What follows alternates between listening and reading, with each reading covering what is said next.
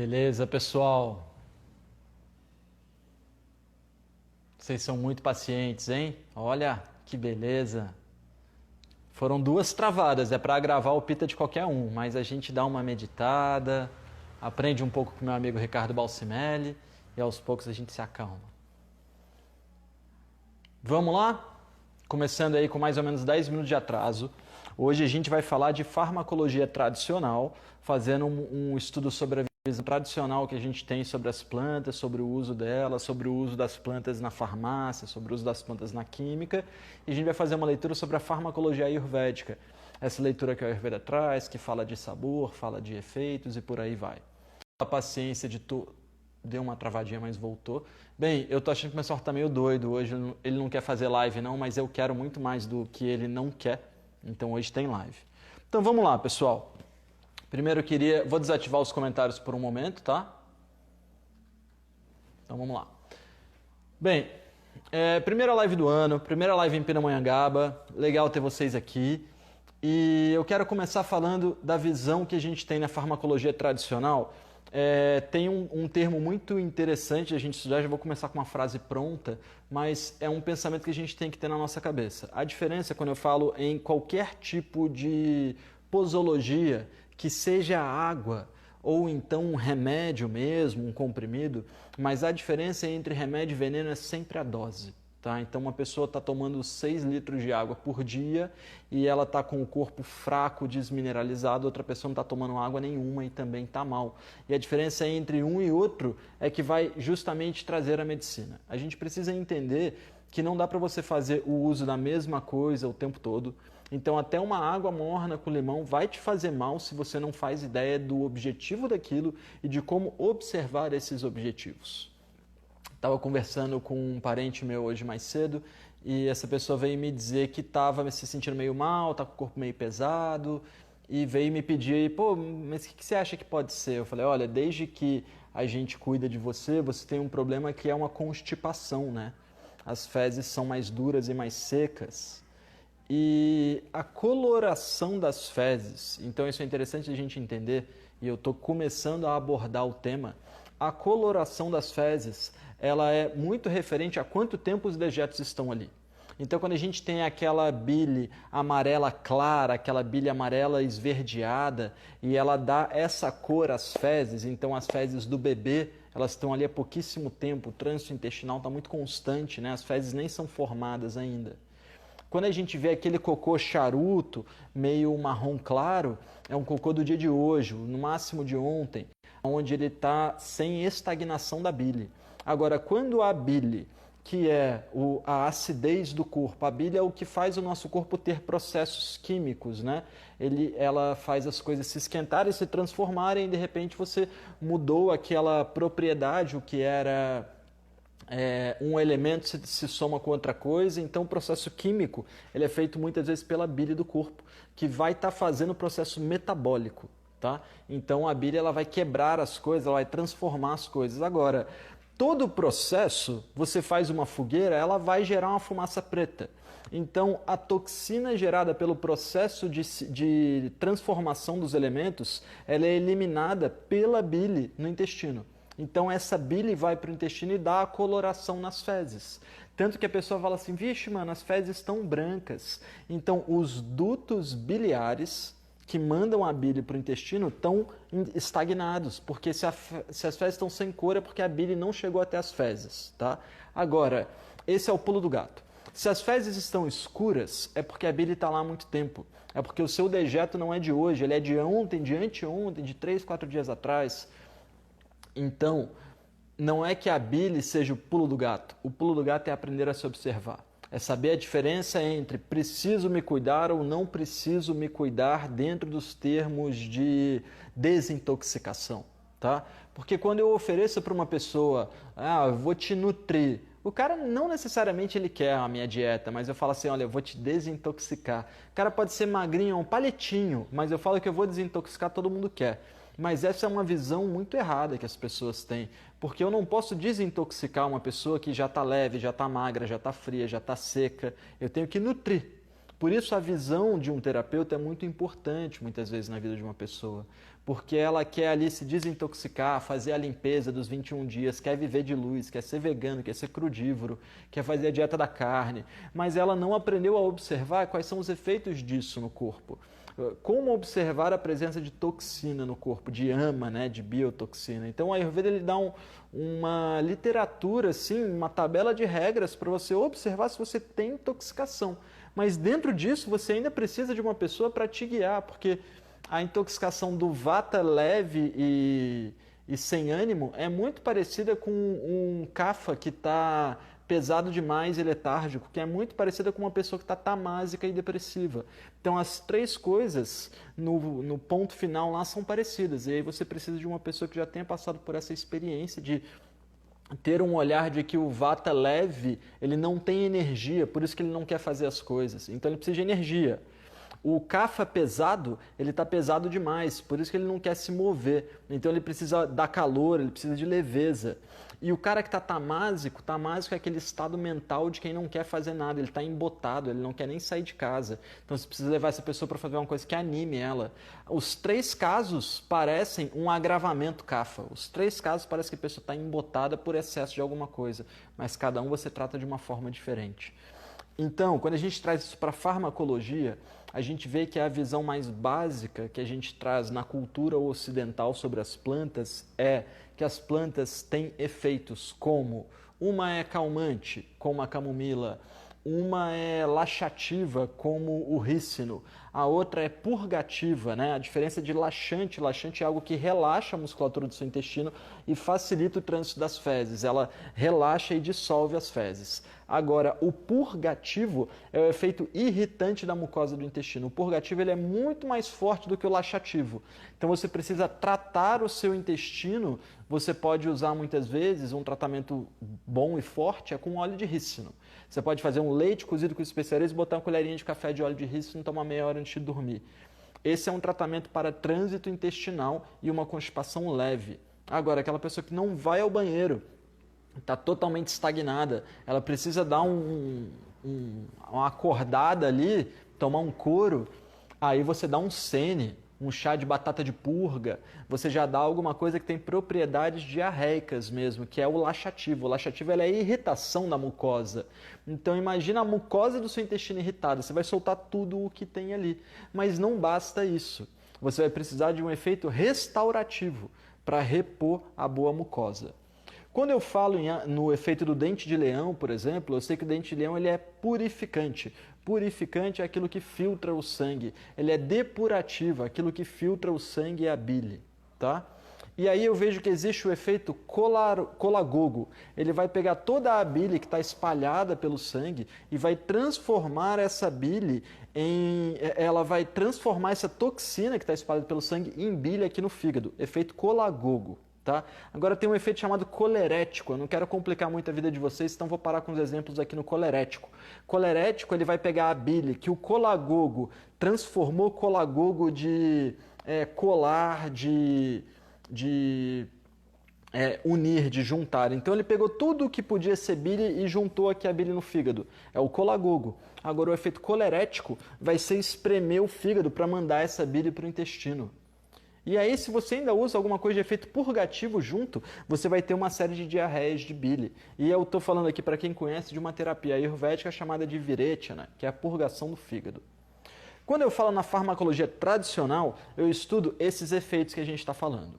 Eu vou falar assim, qual é o efeito da camomila? Tu vai falar, é calmante. Qual é o efeito do sene? É purgativo. Qual é o efeito da mamona? É laxativo. E qual é o efeito da centelha asiática? É restauradora da bainha de mielina. Qual é o efeito da cúrcuma? Ela remove os radicais livres do sangue. Então você faz um estudo pontual do efeito farmacológico daquele elemento.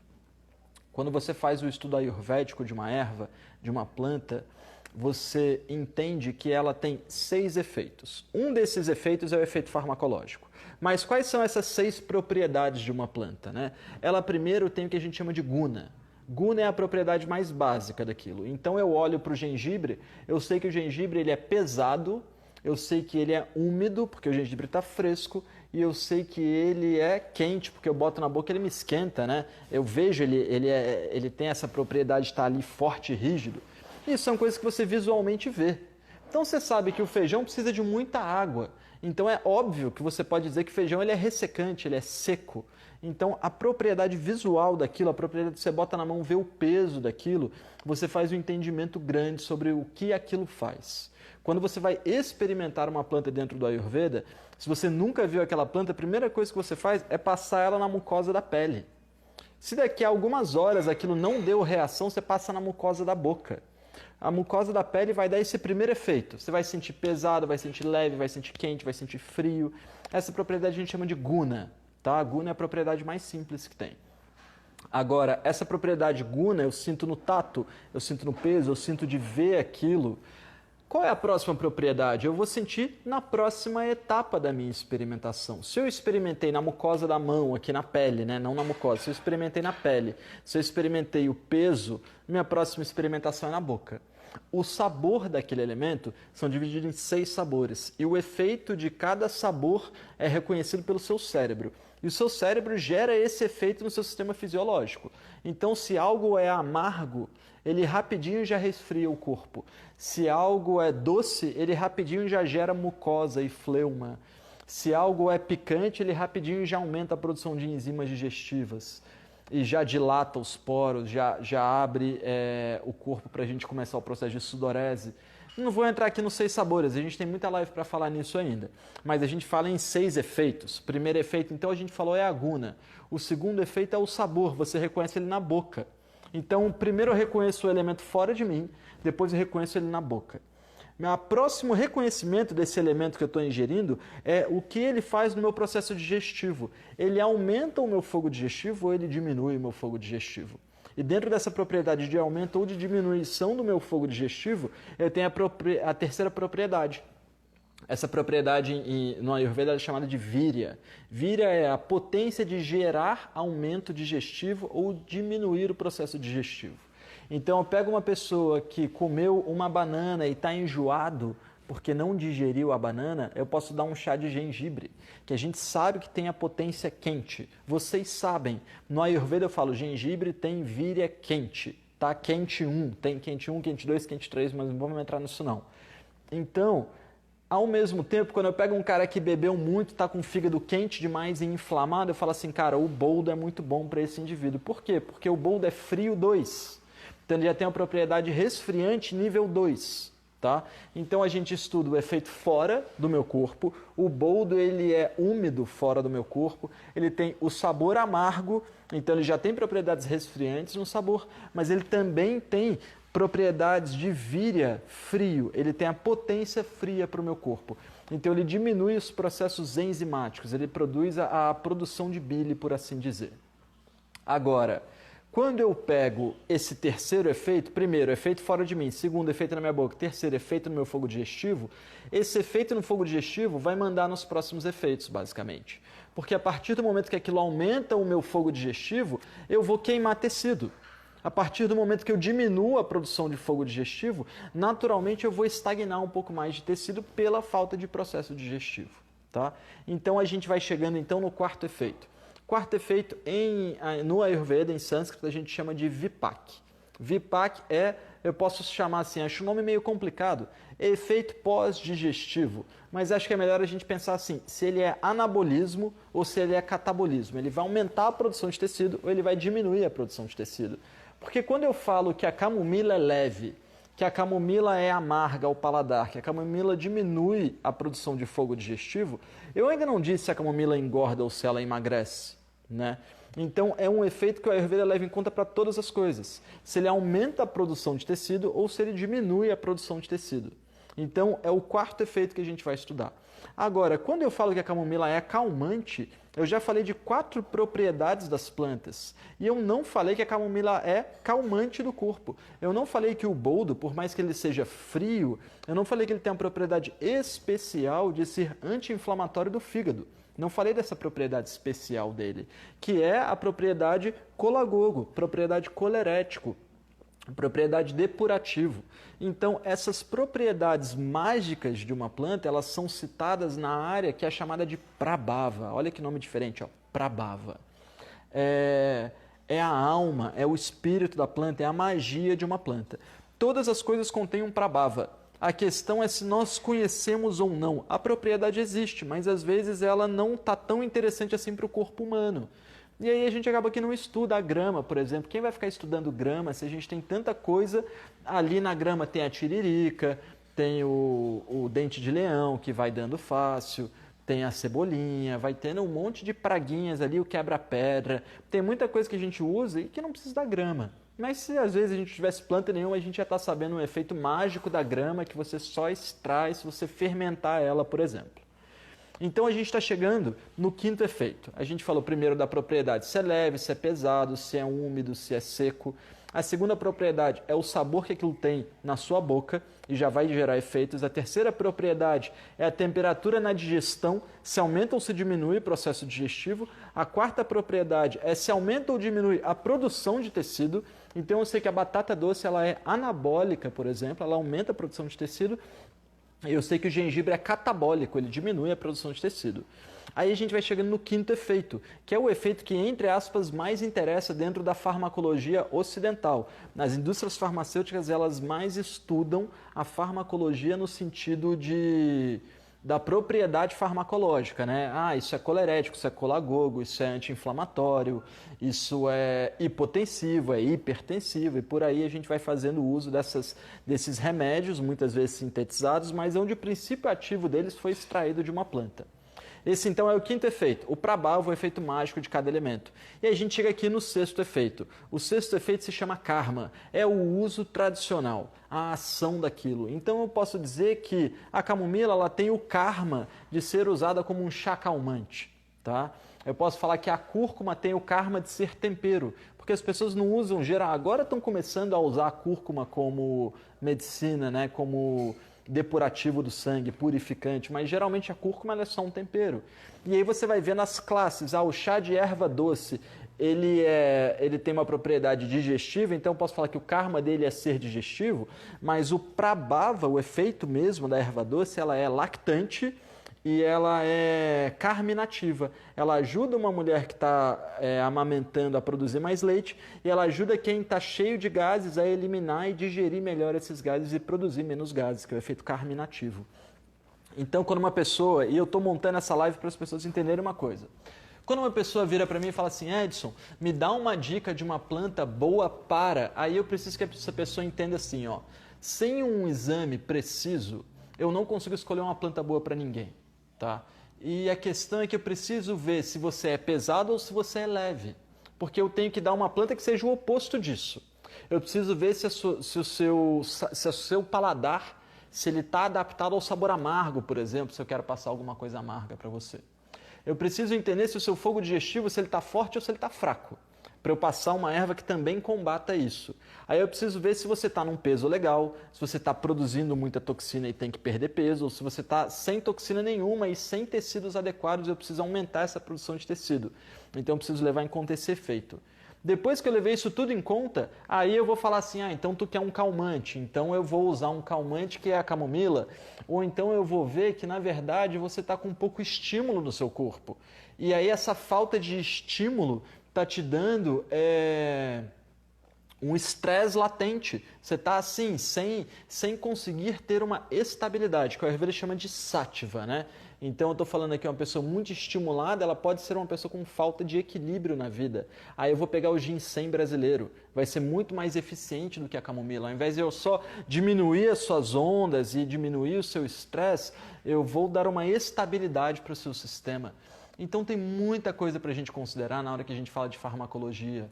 Por isso é interessante a gente sempre abrir a cabeça para esse campo do Ayurveda, né? Eu me vejo hoje com os meus 35 anos, fazendo muito feliz a minha primeira live em Pindamonhangaba, com 70 pessoas online, e fico imaginando que eu ainda tenho, no mínimo, mais 35 anos para ficar falando disso. E eu acho que é tempo suficiente para muita gente entender que quanto mais a gente aprender desse pouquinho que o Ayurveda traz, de entendimento sobre cada coisa do mundo, tudo o que você quiser tem um pouco de informação no Ayurveda. Se você quiser estudar física, você vai estudar um livro, que foi justamente o livro que deu a origem ao conhecimento da física. Se vocês têm um pouco de estudo de física, tem um acelerador de partículas na Europa, chama CERN. O chefe do CERN ele é um físico indiano, que é mestre em Ayurveda. Tem um livro de Ayurveda só sobre física e química e atomismo. É muito interessante a gente abrir a cabeça. E aí, quando a gente vai vendo que a própria herbologia, a farmacologia tradicional, ela tem muito do conhecimento que a Ayurveda tem também, mas o Ayurveda vai além. Ele, além de falar que é acalmante, além de falar que é hipotensivo, ele vai explicar para você quais são as propriedades daqueles elementos em todas as áreas do seu corpo. Então é apenas uma das coisas que a gente tem para trazer com a Ayurveda. Eu comecei bem a live, né? A gente teve alguns defeitinhos para quem me acompanhou desde o começo. Eu tentei começar meio-dia e 40, mas o celular reiniciou, gravou meu pita, depois o Instagram travou, gravou meu pita de novo. Agora que meu pita está calmo, tranquilo, eu vou ativar os comentários. Gostaria que vocês participassem. Quem quiser me perguntar alguma coisa, fica à vontade, pessoal. Vamos lá. Deixa eu ver se eu falei tudo. Falei tudo. Fiz um roteirinho, o roteirinho foi bom hoje. Que legal, anunciei a live aí em cima da hora, temos 72, 74 pessoas online. Que bom, pessoal. Tantos amigos aqui, tanta gente junta. Muito bom ter vocês aqui. Eu vejo assim, né? A gente está produzindo na Sankhya, eu tenho uma capacidade produtiva limitada ao tamanho que é a empresa, né? Então, bem ou mal, por mais que a empresa já seja um pouquinho grande, eu não tenho uma cozinha industrial, um galpão gigante. Então, a gente muitas vezes tem que escolher o que produz, tá? E a gente escolheu fazer um kit de Natal maravilhoso, mas algumas coisas não chegaram a tempo, principalmente embalagem e caixa para os kits. Então, a gente ainda não está distribuindo os kits que em breve estarão disponíveis. Mas uma coisa do kit que é muito interessante, eu fiz um difusor, um aromatizador, tá? E sabe quando você vai numa lojinha de essências e aí tem aquele potinho de vidro com umas varetinhas de madeira? Aquilo é uma essência química com um álcool de cereais, tá? Então é tipo umas gotinhas de um perfume vendido numa loja de atacado com um pouco de óleo, de álcool puro ali. O que a gente está produzindo é o seguinte, eu comprei as plantas frescas, a gente pegou plantas orgânicas, buscamos plantas um bom tempo, a gente comprou o melhor álcool de cereais que tem no mercado e a gente fez uma tintura magnífica. Quando a gente fez essa tintura que tem citronela, que tem capim-cidreira, que tem sândalo, que tem mirra, que tem cânfora, e isso que eu quero dizer, eu consigo fazer as coisas de acordo com as estações. Então, daqui nas próximas semanas a gente está lançando uma tintura de estações, que ela é um extrato alcoólico, tá? Isso é uma tintura. A tintura é um extrato alcoólico em um álcool com plantas frescas, então ele é diluído em um pouco de água. A gente coloca um pouquinho de óleo essencial de lavanda para não saturar, mas a gente coloca uma coisa muito maravilhosa, chama hidrolato. Quando você faz um óleo essencial, você também pega... Eu não vou entrar no processo de produção de óleo essencial hoje, talvez a gente faça isso durante a semana. Você também gera uma água muito pura, que chama hidrolato, com a energia dessa planta. Então é uma tintura feita com ervas frescas, com óleos essenciais e com hidrolato de lavanda e de sândalo, que é uma coisa raríssima. Então a gente está disponibilizando esse kit em breve e um dos produtos do kit vai ser esse difusor essencial, tá? Eu não tenho um com etiqueta aqui na minha cidade, mas é uma coisa que é mais uma vez que eu estou conseguindo trazer um produto feito para o período, para a estação. Isso que eu gosto de poder fazer a Ayurveda, porque não vira uma coisa mecânica, você não tem uma fábrica, de repente você consegue pensar, pô, o que é bom para eu fazer nesse período que vai lotar de mosquito, que as pessoas têm problema de pele, que as pessoas muitas vezes precisam até de um aromatizador para se sentir bem, para sair de casa nesse mundo que está meio doido, para chegar em casa e dar uma borrifada na cara e tirar qualquer possibilidade de infecção. Em breve tá aí. Vamos ver as perguntas de vocês, os comentários. A Adriana perguntou qual o nome do livro de física. É um tratado, né? É um Shastra do Ayurveda, um Shastra indiano. Shastra é um pack de conhecimentos e você vai encontrar esse livro mais em inglês, tá? É o Vaishishka. E um outro livro legal da gente estudar é o livro da lógica. Vou colocar aqui, Vaisheshika, tá? Mas é muito difícil de você encontrar esse livro, Adriana, para comprar assim no mole. Talvez você ache em inglês na Amazon, tá bom? Andréia, professor, quanto tempo... É a Adriana mesmo, né? Isso. Professor, quanto tempo posso tomar o Sene? Então, Andréia, o problema do Sene é que ele, dos efeitos que tratam o intestino, ele é o mais forte que tem. Então, depois que você tomar o Sene, você vai ficar com a parede do intestino totalmente seca, porque ele irrita, queima, e tu vai lançar, esse Sene foi ótimo. Foi ao banheiro, tô leve. Mas ele não vai repor essa mucosa. Então, o uso indiscriminado de chás purgativos pode fazer muito mal, tá? Então, eu te diria para não usar nenhum laxativo, que seria o rícino. Pode ser interessante você procurar a transagem, tá? A transagem você pode usar todo dia, que ela vai mais tratar o seu intestino. Agora, mais importante de tudo é você realmente tratar o intestino. Então, muitas vezes fazer o prato que chama khichdi, que é um arroz cozido com legumes, cozido com feijão, lentilha sem pele no caso, e cozido com ghee. Mas aí utilizando elementos que reponham a mucosa do intestino, porque essa mucosa quando eu falo mucosa, não estou querendo dizer um muco ruim, a mucosa ela reveste o corpo todo. Então eu estou falando até agora sem ficar rouco, porque eu tenho uma mucosa boa na boca nesse momento. Senão eu já estaria precisando tomar água, que já estou falando há mais de meia hora. Paula, estou com desequilíbrio em pita, com urticária, o que recomenda? Então, Paula, é muito importante para problemas de pele a gente também tratar o intestino, tá? Que geralmente é esse processo da bile que não está saindo para o fígado, que não está saindo do fígado para o intestino, e que o intestino não está eliminando essa bile, que está fazendo essa bile acumular até o ponto de sair pela pele. Então, vou te passar duas indicações, tá? Você pode tomar um chá de dente de leão, que é um chá que ele vai fazer esse processo interno de eliminar a bile. Mas você pode também tomar um chá de mamica de cadela, é esse nome mesmo, tá? Mama cadela ou mamica de cadela, que essa planta ela é específica para tratamento de pele. Mais do que isso, é interessante você passar com um terapeuta para ter um entendimento maior de como refinar isso, né? Se você pode acompanhar a live toda, você viu que tem são 6 propriedades numa planta. Então eu estou te passando 2 que eu sei que não vão dar errado. Mas se eu quisesse te passar alcaçuz, por exemplo, com a certeza de que o alcaçuz vai repor a proteção do seu corpo, eu preciso de entender se o problema é a falta de proteção, tá? Muito obrigado pelos elogios, Angel.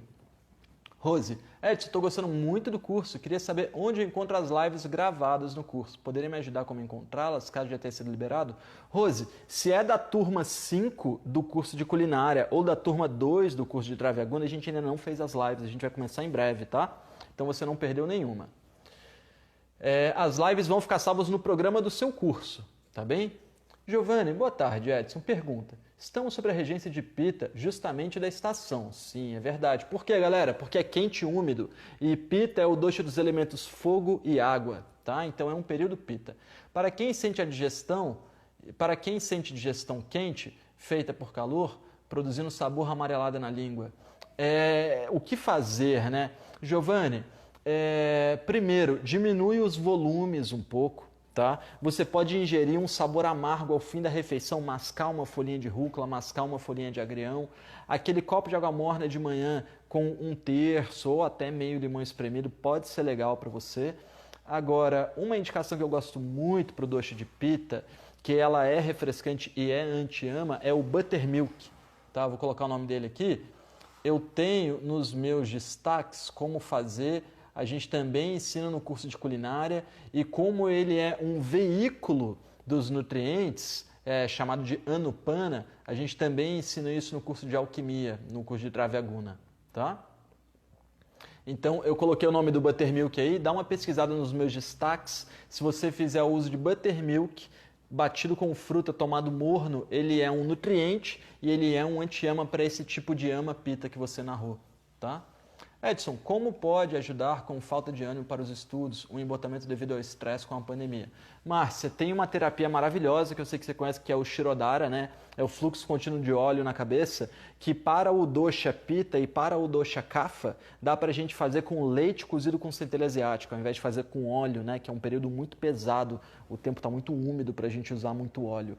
Também dá para fazer com buttermilk, mas o buttermilk tende a ser muito leve, aí só para um Kapha bem agravado mesmo, tá? Agora, meditação. Meditação é uma super receita que muitas vezes eu fico aqui falando do Ayurveda físico, sou fera no Ayurveda físico, mas a gente não pode descartar que a maior chave para relaxamento e estabilidade mental é a meditação.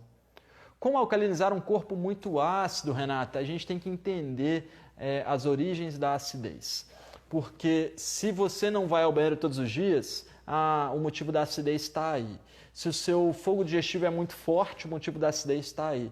Se você às vezes por exemplo, eu sou ariano, então vou dar o exemplo. Se você às vezes é ariana, mas tem vários exemplos parecidos e fica pensando muito, fica fritando muito problema, a própria mente pensando demais pode estar gerando a acidez. Então tem muitos problemas pelos quais um corpo pode ser ácido.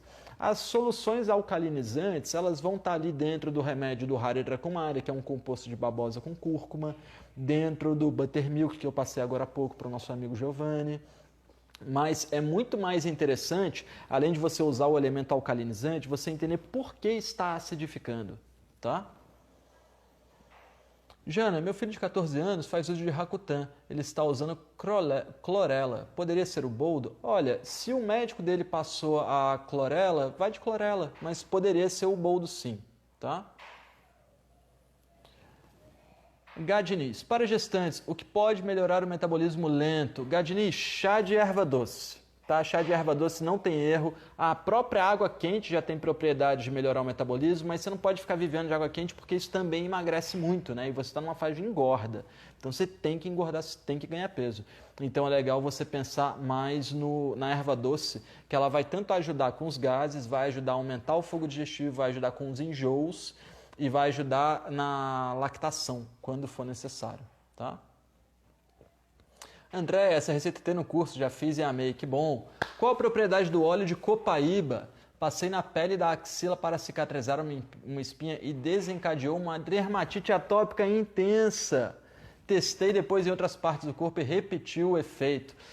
Ive, muito obrigado por você compartilhar o seu relato, porque esse é o tipo de coisa, assim, galera, que eu fico me mordendo de raiva, às vezes, de ver que a gente tenta acertar, mas erra, porque nos venderam uma informação errada, tá? Então, vamos lá, ó. Quando você tem uma dermatite, a gente precisa entender se a dermatite, se ela é uma dermatite úmida, e aí você pode usar um óleo ressecante, se ela é uma dermatite seca, e aí você vai ter que usar um óleo nutritivo, tá? E quando eu falo em um óleo nutritivo, eu estou falando de ghee, tá? Eu estou com uma fissura na mão, passa ghee, tá? Ah não, eu estou com uma queimação aqui purulenta, vermelha e mucosa. Eu não posso passar ghee numa coisa mucosa, aí eu posso passar o óleo de copaíba. O que acontece é que o óleo de copaíba ele é muito forte e muito ressecante. Se você pegou um óleo de copaíba desses que a galera às vezes traz da Amazônia mesmo, que vem nos potinhos de plástico, que nem são potes bons, mas na hora que você vai ver o óleo de copaíba ele é resinoso, de tão natural que ele é, de tão forte que ele é um óleo de propriedades altamente ressecantes, tá? Então, enquanto que o óleo de rícino ele vai mover, ele vai funcionar até como uma graxa, vai funcionar, fazer todo o corpo funcionar, aumentando a oleosidade, o óleo de copaíba ele é altamente ressecante. O sabor amargo, ele é o maior antibiótico do mundo. Então, o óleo de copaíba, como o óleo de sabor amargo, um dos maiores do mundo, ele é um dos maiores antibióticos do mundo, mas ele não deixa de ser ressecante, tá? Então, toma cuidado com o uso dele. Se você vai fazer o uso de um óleo tão ressecante quanto o óleo de copaíba, você tem que misturar uma parte dele para 10 partes de óleo de semente de uva, tá? A galera que está no curso de Dravya Guna, de Alquimia e Remédios Caseiros, tem uma noção muito boa disso, que eu explico assim, as diferentes funções dos óleos, qual vai com qual não vai com nenhum outro. Então, para o copaíba, não deixa de usar ele diluído com algum outro óleo que seja levemente doce. E o semente de uva cai muito bem nisso, tá? Nossa, pessoal, quase 80 pessoas aqui na live. Que legal. É isso, eu poderia falar qual o melhor horário para tomar chá de capim e limão? Posso falar e antes eu quero dizer uma coisa, olha.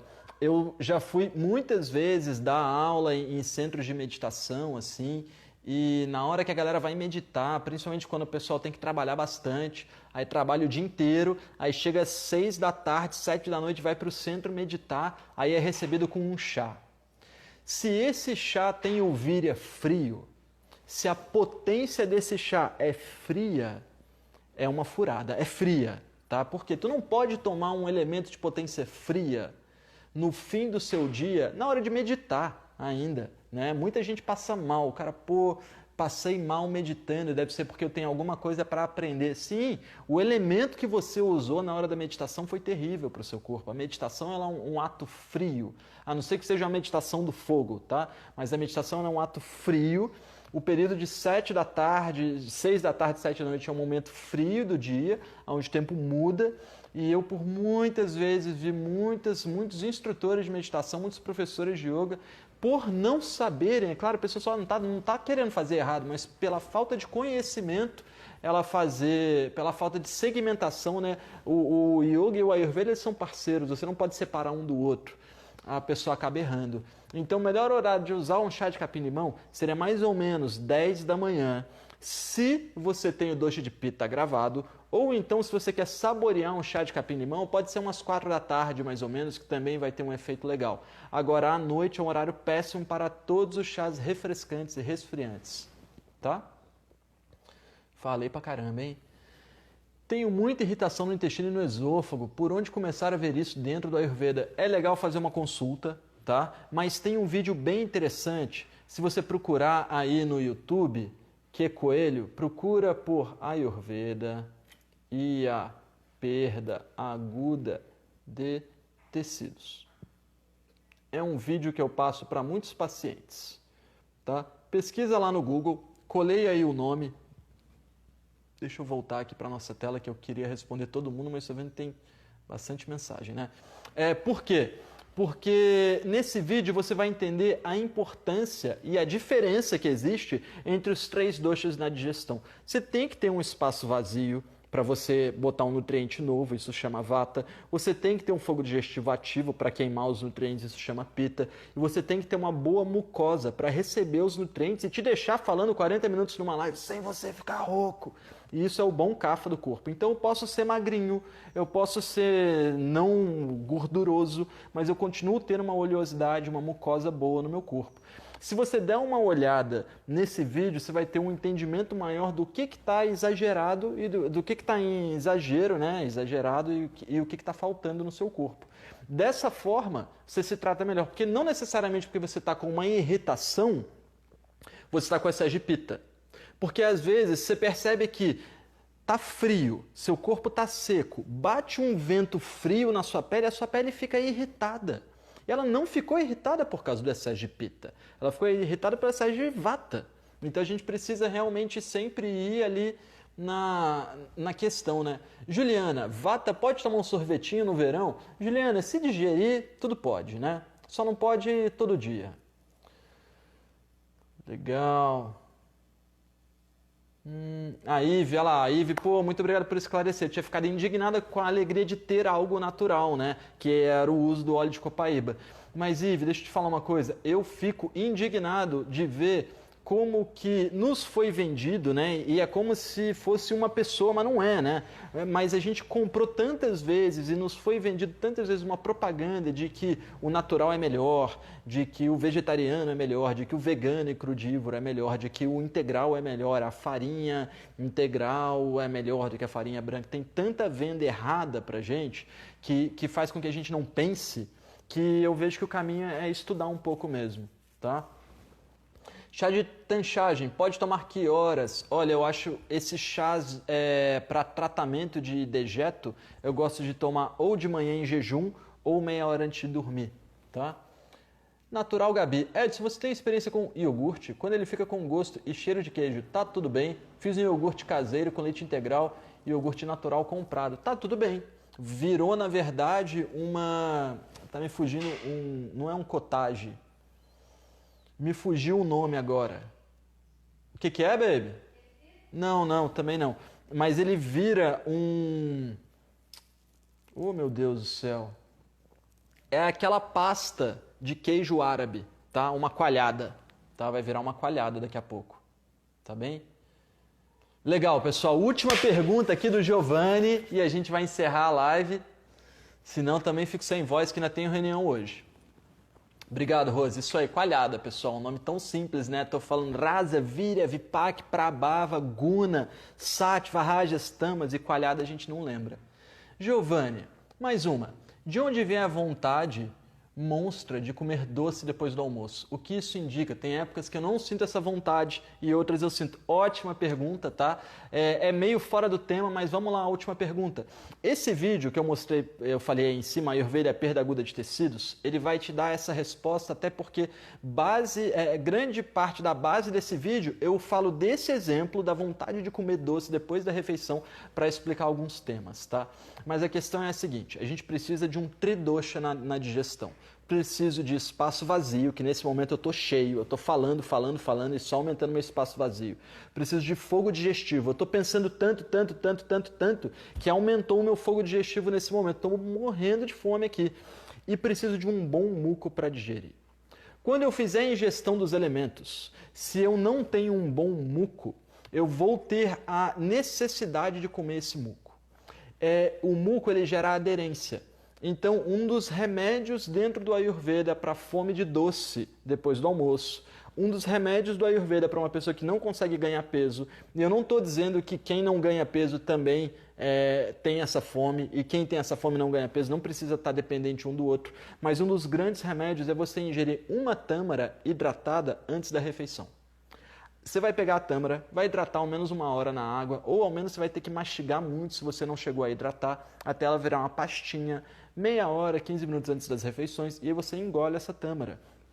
Ela vai gerar uma fleuma no seu estômago. E na hora que você comer o alimento, ele vai grudar melhor no seu corpo. E aí essa fleuma vai fazer o processo digestivo ficar mais estável, ao invés da comida passar muito rápido porque está sem aderência. Tá? Então, quando a comida passa muito rápido, estando sem aderência, o seu corpo vai pedir o sabor doce. Quem tem irritação intestinal, irritação estomacal, geralmente está ligado com a falta do que o Ayurveda chama de kleda, que é esse muco doce gerado por essa tâmara, por exemplo. Tá? Então, por isso que dentro da dieta ayurvédica, geralmente quando você está equilibrado, você vai comer o doce primeiro. Eu gosto de mousse de chocolate no almoço. O Edson disse que não pode. Não disse que não pode. Disse para tu comer a sua mousse antes. Então, come a mousse, ela é doce, ela é gelada e ela é pesada. E aí você ainda não digeriu nada. Então, seu fogo digestivo está vivo e quente. Vai entrar essa mousse pesada, seu fogo digestivo vai falar assim, cara, um doce agora, eu tô super forte, é a hora de eu digerir alguma coisa pesada como uma mousse. E aí logo em seguida você vai lá, seu arroz, seu feijão, suas batatinhas fritas ali, sua salada, deixa o sabor amargo por último, porque ele é o que vai fechar o processo digestivo e ele vai justamente mandar ainda uma mensagem para o seu cérebro e dizer para o seu cérebro que ele pode parar de produzir enzimas digestivas. Você vai perceber na boca, quando você mastigar a rúcula, que ele fecha a boca, até dá uma limpada nos dentes, mas você vai sentir também que ele vai diminuir a fome depois das refeições, tá? Então, é a melhor das indicações, essa da tâmara, tá bem? Pessoal, as próximas lives são 12h40, a gente tem live essa semana inteira e eu vou estar abordando temas ligados com herbologia, com temas de Travyaguna, onde a gente vai estar estudando um pouquinho sobre erva, um pouquinho sobre fórmula, eu vou estar falando de alguns exemplos de formulações que a gente pode fazer. Eu tenho feito alguns tratamentos em aliança com a medicina tradicional para a galera que está pegando Covid. Tem muita gente pegando Covid nesse momento. Então, eu vou falar um pouquinho das receitas que a gente está fazendo para o Covid. Quem sabe a gente não faz a live, então, de receitas do Covid amanhã? Pode ser? Fechou, pessoal? Olha, não precisa falar isso, Horácio. A live vai ficar salva, querido. Tá salvo para vocês. Eu não vou responder mais perguntas. Já estou ficando rouco porque o meu muco já está acabando. Eu preciso repor com o almoço que minha namorada está fazendo para mim. Muito obrigado pela presença de vocês. Chegamos a 84 pessoas participando nessa live. Um ótimo recomeço de ano. Muito obrigado pela presença de todos. Primeira live em Pindamonhangaba com esse quadro lindo que minha tia fez para mim de fundo. Namastê, pessoal. A gente se vê amanhã, 12h40, para falar então de receitas para quem está com Covid e receitas para quem não quer pegar o Covid e acha que está e por aí vai. Obrigado pelo presente de todos. Namastê.